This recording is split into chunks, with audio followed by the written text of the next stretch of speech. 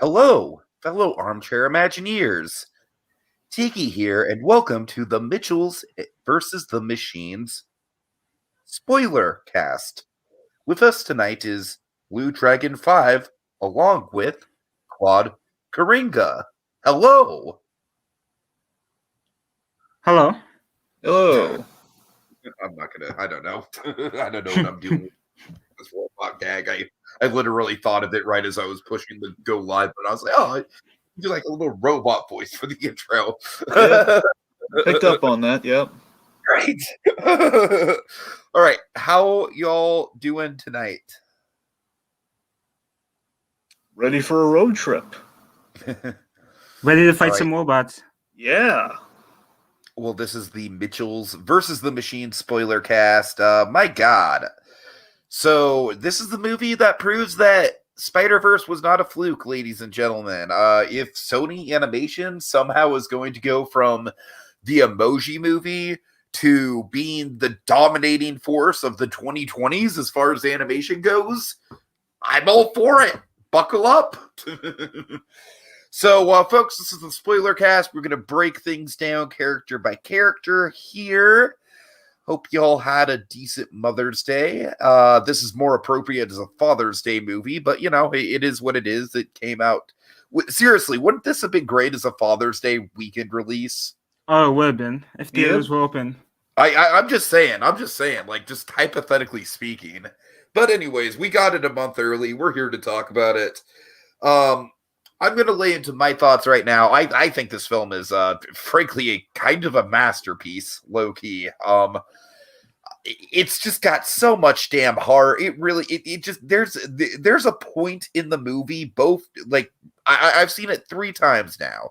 All 3 times, there hits a point in the movie after the low of lows happens where I am just, like, emotional all the way through to the end of the film. Like, you know, whether it be from the emotion of the low of lows to the elation of everything that's going on at the end. I mean, it's a movie with a ton of heart. It's a movie that kind of takes the visual style from SpiderVerse, and I would dare to say goes even further with it in some regards, especially with like kind of like the mixed multimedia presentation of it all.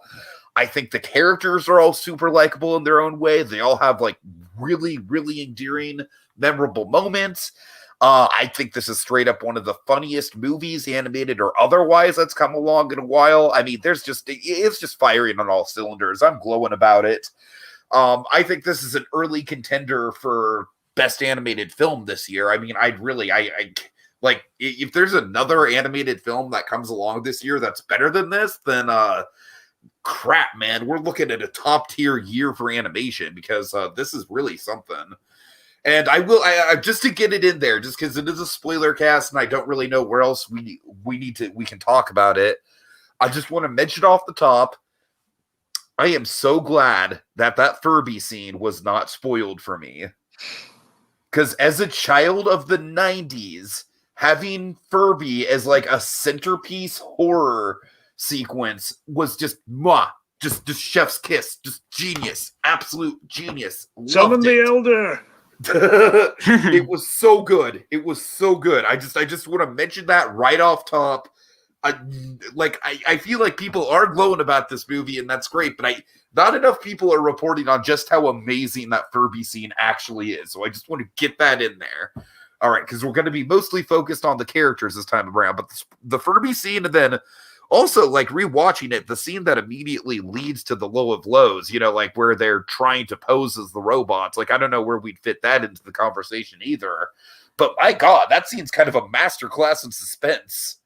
The whole, like, one little imperfection bit of it all. Anyways, Claude, what are your thoughts on Mitchells versus the Machines? Yeah, I thought it was a great movie in terms of animation. And I like how they didn't go for the generic technology is bad plot like some movies go.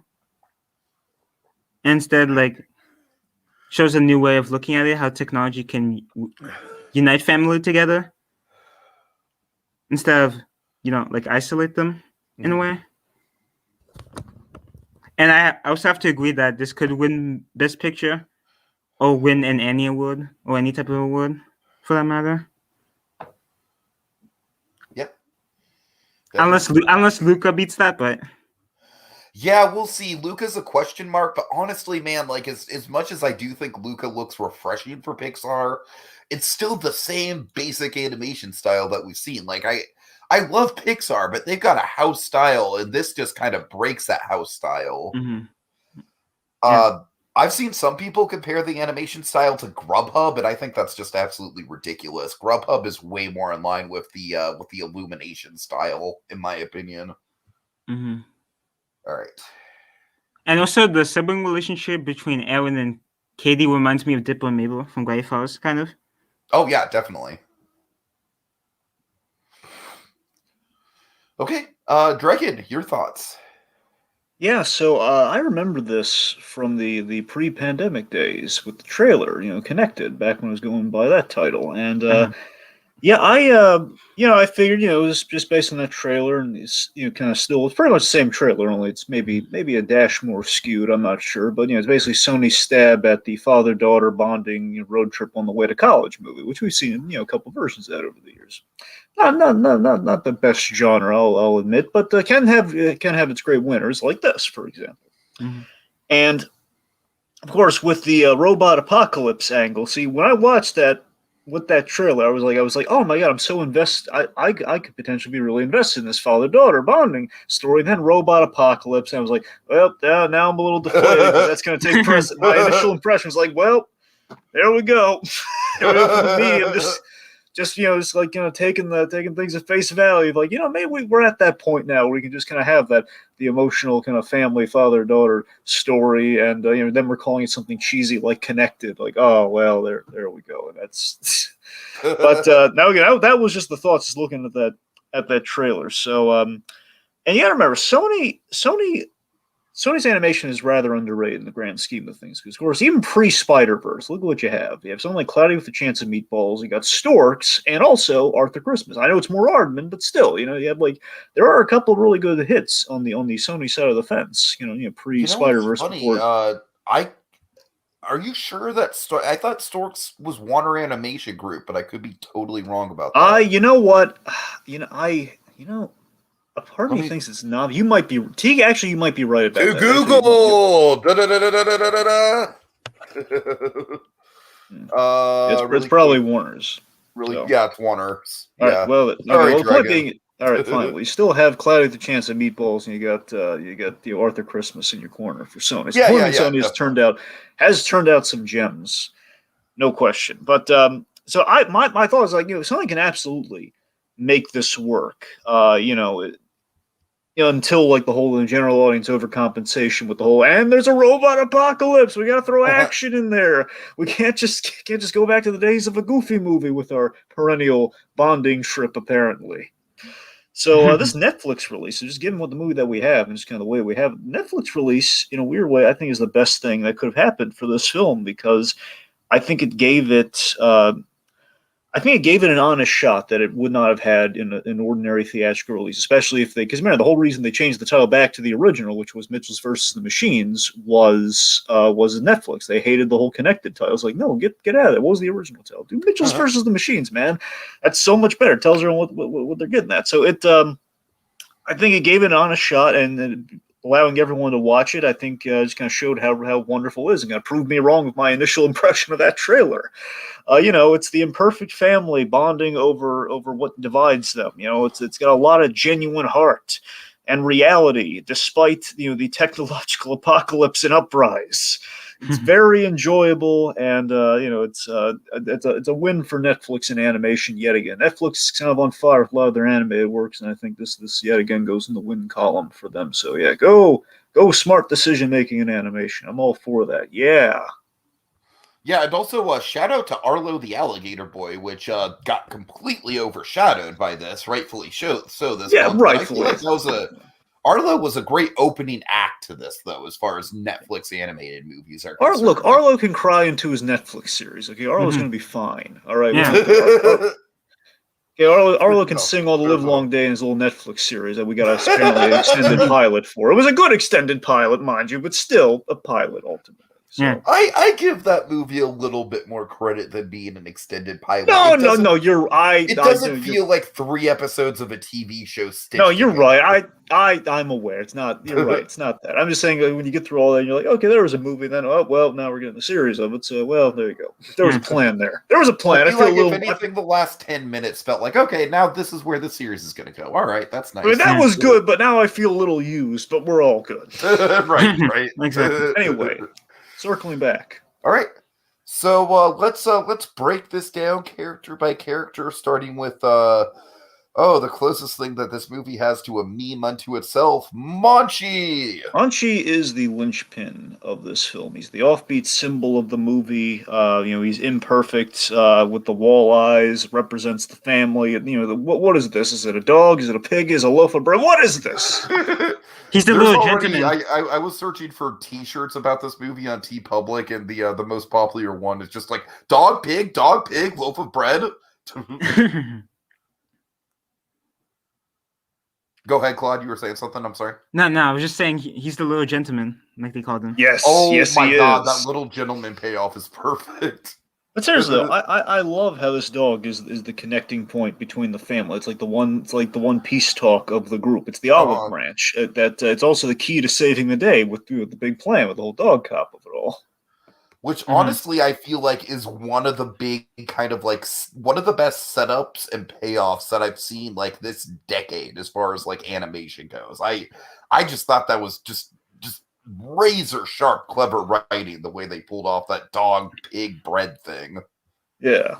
And also, it's a big eye-opening moment for Rick, character-wise. It's kind of him realizing his daughter has made something that people all over, even successful people, who've kind of caused said robotic apocalypse, they're kind of taking notice of. Like, oh my God, my kid did this, and I never really gave her time of day. And using kind of a symbol of our family with the dog, which is kind of a thing of nature. If you want to go into kind of a little bit of the animal lover and Rick per se, I don't know.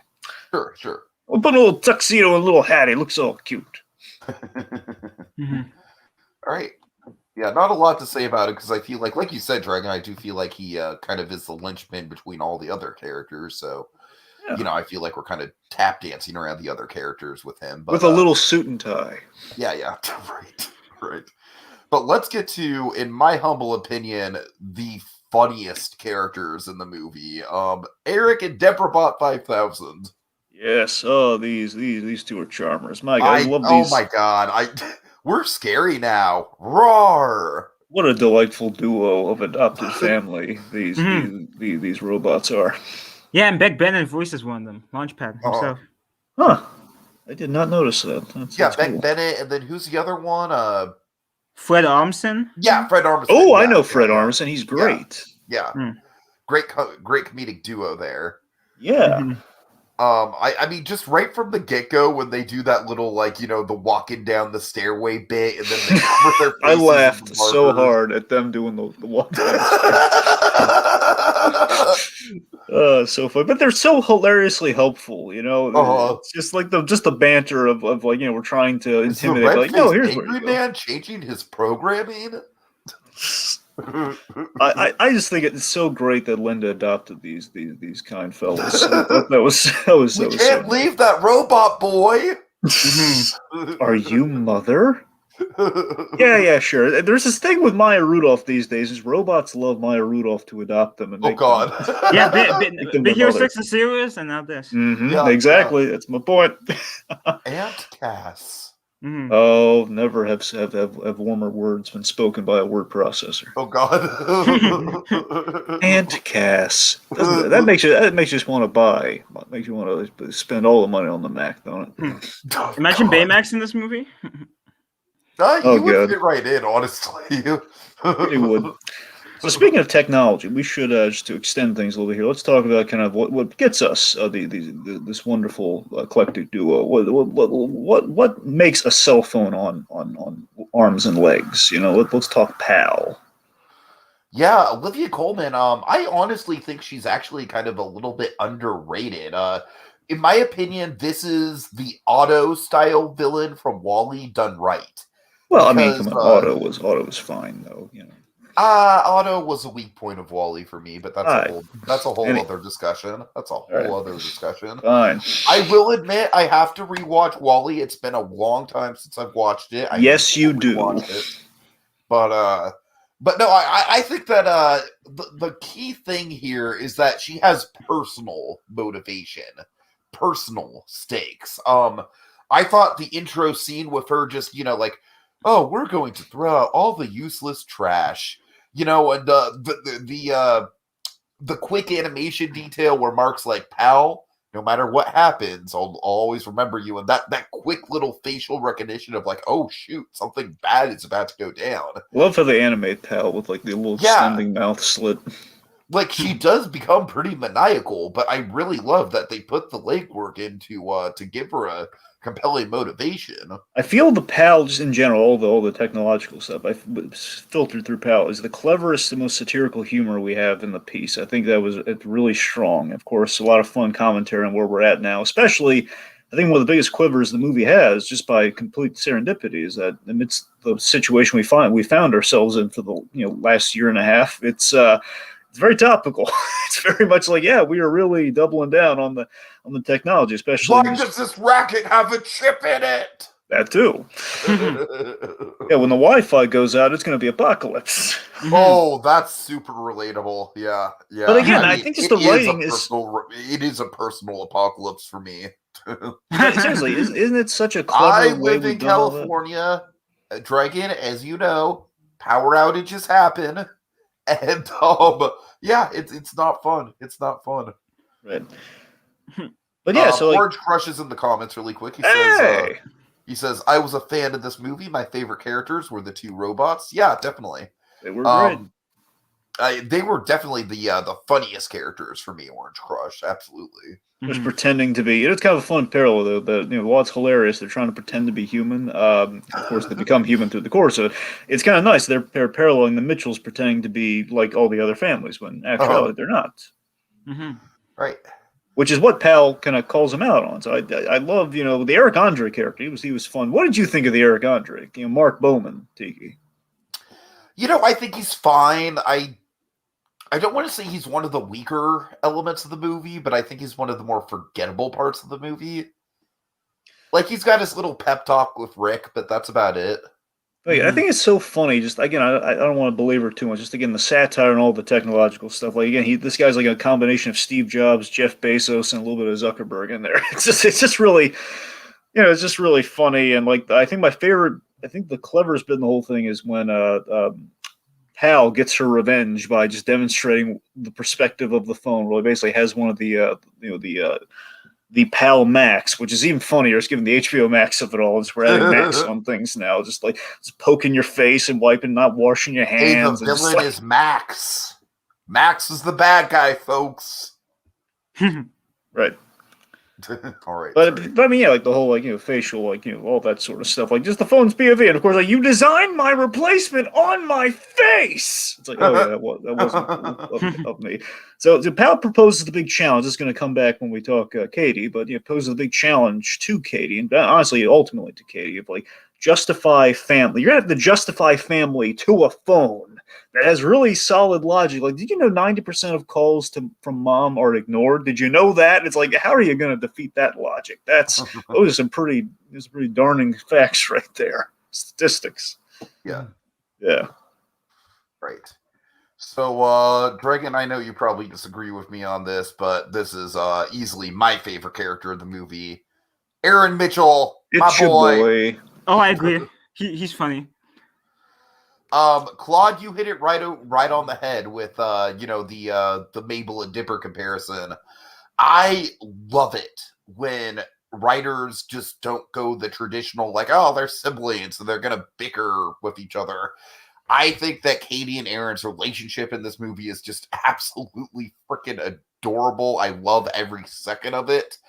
But on the other hand, I also think that Aaron on his own is a super compelling character in his own right, because he is the only one in the family who just wants everyone to get along. Linda, obviously, sure. Yeah, Linda, obviously, yeah. I mean, come on, Tiki, come on.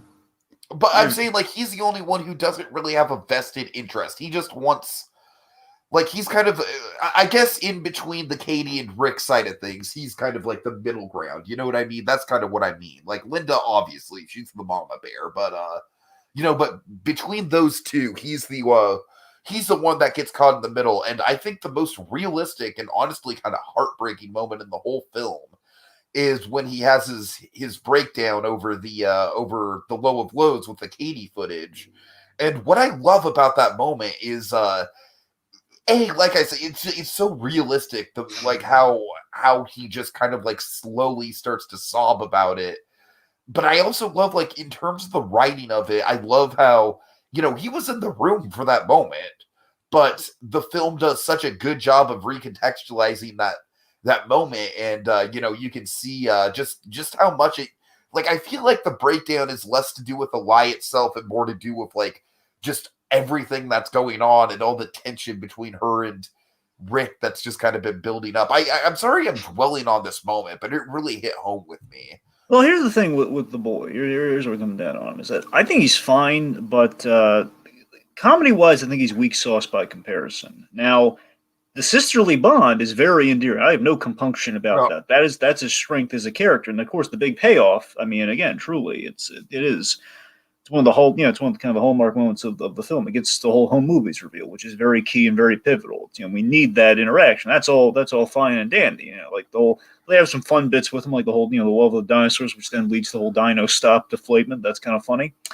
Never mind, you didn't hear any of this. Goodbye forever. Okay, so that's where I love that. That's where we're gonna have to diverge paths here, Dragon. I love that stuff. No, I just want to highlight something fun though. So the director does exactly how boys that age act around girls. Exactly. It's super realistic, and that's why it's so funny.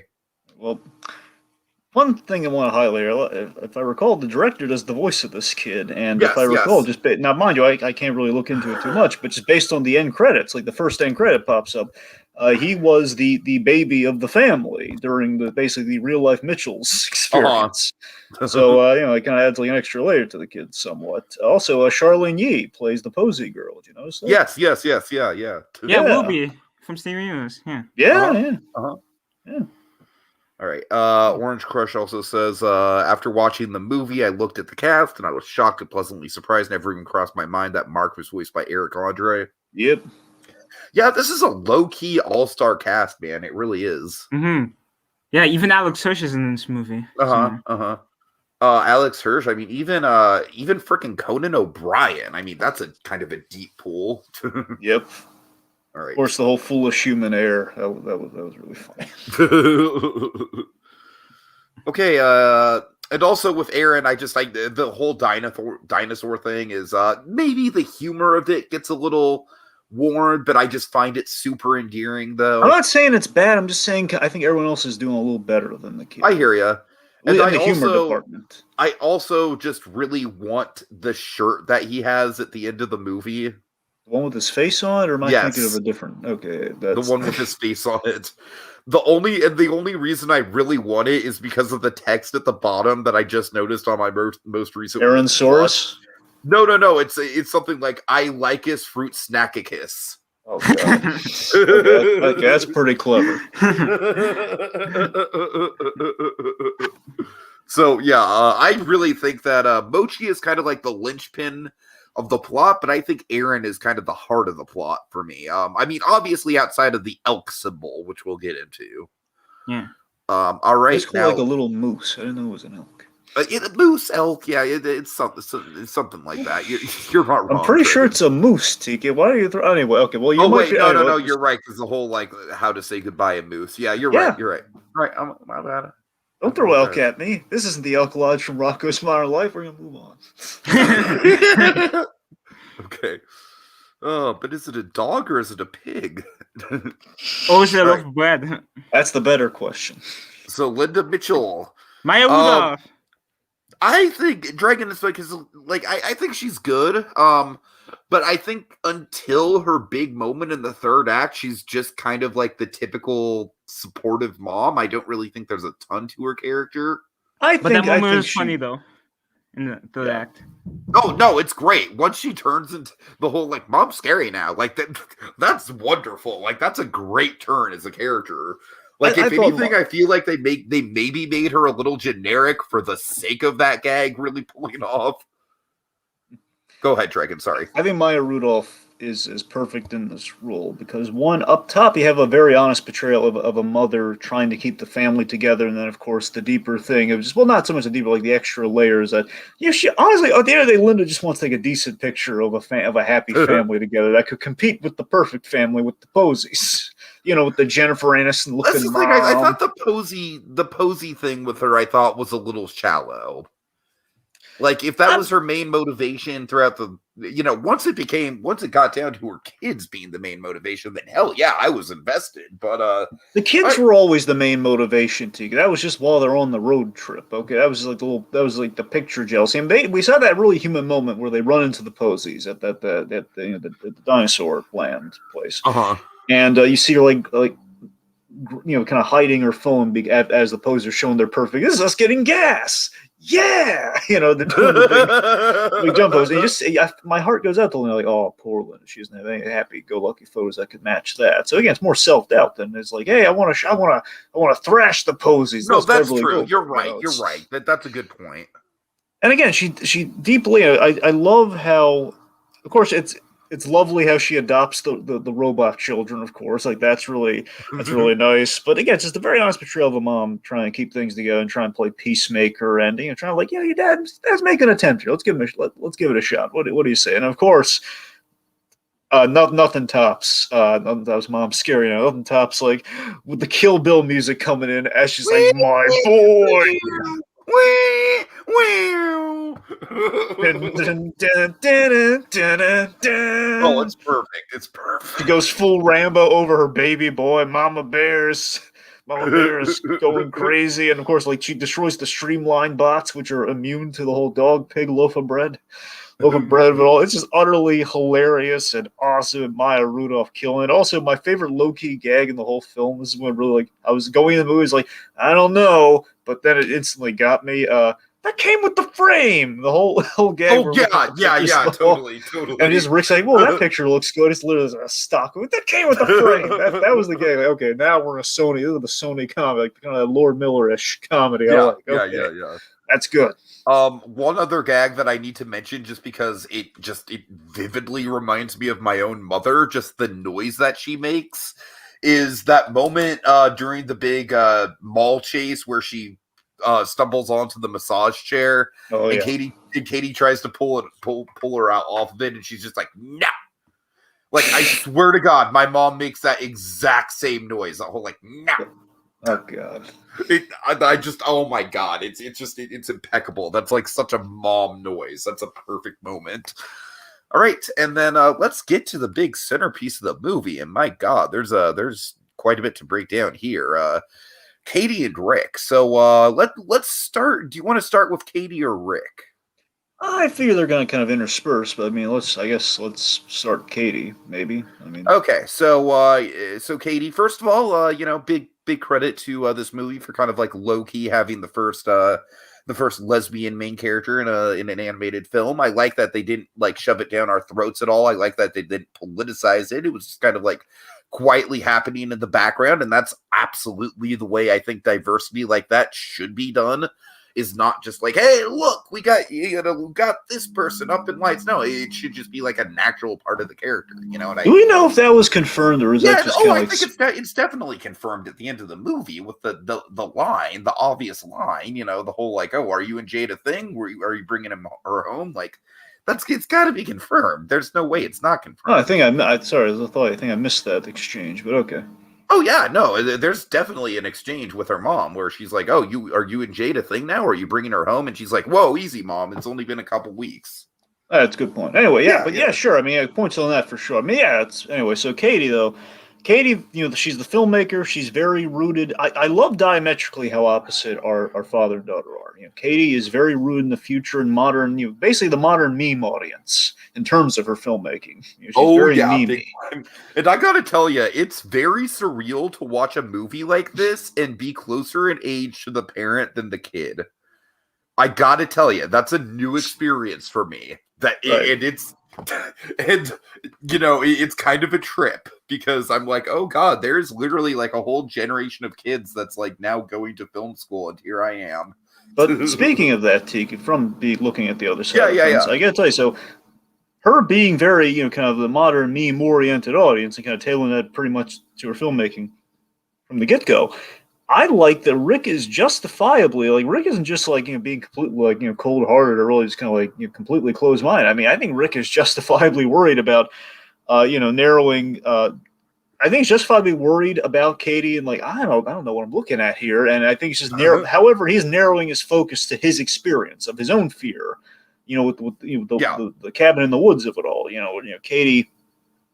Katie will be without family to fall back on, like he had in that moment. And, basically, if she suffers a personal loss like he did, losing his passion, like if this doesn't go well for her, she's going to lose her passion like I did. I don't know if she's going to be able to bounce back from it. Sure, yeah. But Rick cannot verbalize that in the conversation. That's the problem. That's his undoing. He did a great job with that in terms of the writing. Because Rick by no means is ever the bad guy or just the blowhard. Like they never have like an okay boomer joke with him at all. Even though they have plenty of jokes with him about technology. I just think they just wrote him just really, really genuinely. And go ahead.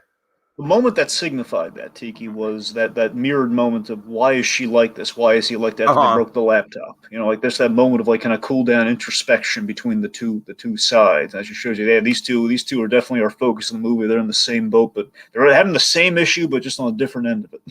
Sure. Let's see. But yeah, and of course, Dragon. Let's just get into the cabin. Yes. Okay. So my heart melts at the two big symbols of the film. Oh, it's a tearjerker, man! It's a tearjerker. The wooden moose and the home movies are they both kind of feed into the same thing. But however, I do like they both signify. Think about it. The home movies. One, when I think of Rick and I look at this movie, there is a very Griswold family vacation aspect to him, especially with the burnt orange station wagon of it all. Where he's this is a guy who. They both use the same tool in filmmaking, and that it's essentially it's the same camera too. Hence the footage being on the camera. So they've used the same camera. Rick uses it as something rooted to the past, and Katie's using it as something for her future. So they're both very much kind of in the same Venn diagram, so to speak. And I love how the big catharsis and revelation is why is my father the way he is, and we do it through that home movie, through that thing that connects them, but they're just so diametrically opposite in their perspectives of past and future. And of course the big thing that kind of unifies everything, it clears the big lightning moment is that little wooden moose as the symbol in the movie that in a rewatch, she was going to give away that little wooden moose in the box just out of anger towards the father. I'm just going to get rid of all this stuff. And then we revealed as the movie goes on through the home movies, almost like that Christmas Vacation moment of Clark watching the home movies. He's putting it on, and we reveal that he gave Katie this little wooden moose when she was going to camp. So then leads to the heartbreaking origin of the moose later on, an Aaron scene where Rick's dream of having a cabin in the woods, that he built this cabin and he traded that for his family via little baby Katie. Without regret, without a moment's regret. It's just that the perennial sacrifice in private, the private struggle, that's powerful stuff. And to economize that into a little wooden moose from a little wooden cabin that he built by hand. I mean, the best thing the film has going on is that real and relatable struggle of parents fearing for their children's future. And I love how we conveyed that so much. Yeah, sure. All right. Anything else to get to with these two? I think we've just as far as Rick's struggle with technology goes, I think I love it. Just the fact that the big climax of the movie basically comes down to him having to use just the whole www spelling out dot. The climax is a father sharing a YouTube video. Switching the mode to Spanish. What have I done? You're right. We've all been there at some point with technology, right? Yes, I love how we dramatize the mundane. Yeah, and especially then of later course on. at the end, like one of the biggest laughs for me is just the whole apocalyptic, like, oh God, I ordered 12 Whispers off Amazon. Just banging the keyboard, crying in the corner. Okay, so by the way, performance-wise, I'm gonna forget this. I don't know if you guys had this. Did you guys see any of them? Like, see that trailer when it came out, or any of the trailers for this initially before we saw this movie? Yeah, I kind of looked at it just to see the premise, and I was very much like you. The premise didn't grab me at all. The only reason I was even kind of interested in this was the Lord and Miller connection. Well, here's why I ask, because my instinct, but when I watched that trailer way back when, I was like, is that Kevin James? Because it looks like, I wonder if the movie might have been I initially designed thought it was Kevin. Seth Rogen myself. I hate to admit it. I was thinking Kevin James, and then of course, so Danny McBride plays Rick Mitchell, and he's completely unrecognizable in all the best ways. Danny McBride, he plays a very fully rounded out father character. Again, he's all about nature, Mr. Fix-It, a man trying to repair the relationship with his daughter without the use of a tool. Yeah, Danny McBride, he's come a long way, man. I think that dude's got a lot of talent. That he does, and that's voice acting, folks. Sometimes doesn't get enough credit. And if you strip away all the usual trappings, you can really bring out like the merit of an actor. I think that really did it for McBride. Yeah, but with the story, I love just Katie's task too of like she answers what is the value in a flawed family to a piece of technology with flawless logic, and her point is the answer being family is comfort and effort to achieve happy moments of happiness, and what compromise, I should say. It's you compromise what you want for the benefit of others, which creates happiness. I thought it was a decent answer. Yeah, for sure. Okay, so I guess that's pretty much it, right? Yeah, we end with the film ends with a Zoom, with a Skype or Zoom call with family, which is it's a great symbol of family together versus what usually kind of waters down the experience. We found a wonderful happy medium. Like, hey, let's go on a trip to Washington. So we get our hero medals for saving the world from an apocalypse by robots. Yeah. Claude, you still there? Yeah, I'm still here. Okay, just making sure. Yeah. All right. Well, guys, I got to say, this is a very time-efficient spoiler cast. I think this might have been the quickest spoiler cast we've ever done. So good on us. Good on us for efficiency. Final thoughts, I'll throw it to Claude.